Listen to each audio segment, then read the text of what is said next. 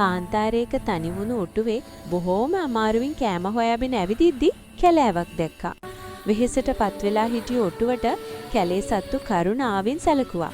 ටික දවසක් යද්දි ඔටුවාට Taman කාන්තාරයේ තනි වෙලා හිටිය බව පවා අමතක වුණා. දැන් ඔටුවා කැලේ පළතුරු, ගස්වල දලු, මල් ආදී ආහාරයට ගනිමින් සුවසේ ජීවත් වෙනවා. මේ ඔටුවට නරක පුරුද්දක් තිබුණා. ඒ තමයි අනෙක් සතුන්ට ඊර්ෂ්‍යා කිරීම. ඔටුව හැමතිස්සෙම උත්සාහ කළේ කාගේ හරි වැරද්දක් හොයන්නමයි. ඌ දවසක් ගිරවෙකුට මෙහෙම කිරුවා. යාළුවේ, උඹේ පාට නම් ලස්සනයි තමයි.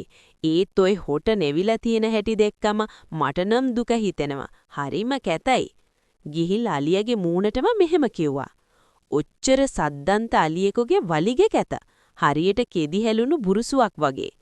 ඔටුව ওই විදිහට හැම සතාගෙම වැරද්දක් දැක්කා. මොනරගේ කටහඬ ගැනත්, හාවගේ කන් දෙක ගැනත්, ගෝනගේ අන්ටට්ටුව ගැනත් ඔටුව මොනවා හරි වැරද්දක් කිව්වා. ටික දවසකින් කැලේ සතුන් ඔටුව මග හරින්න පටන් ගත්තා. එතකොට උගෙන් අප්‍රසන්න කටුක දෙයක් අහන්න වෙන්නේ නැහැනේ. දවසක් දා ඔටුවට වැවක් ළඟ මාළුවෙක් අල්ලා ගන්න උත්සාහ කරන නරියෙක් පෙනුණා. ඔටුව නරිය ළඟට ගිහින් කතා කරන්න ගත්තා. යාළුවේ, උඹේ වලිගේ නම් හරිම කැතයි.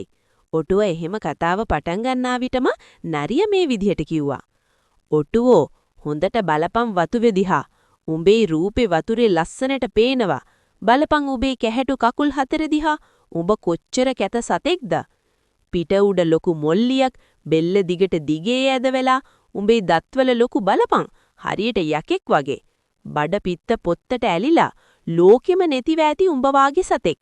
සතුන් එකතු වී උඹව කැලෙන් එලවන්න ඉස්සර වෙලා උඹ කාන්තාරයටම ඵලයන්.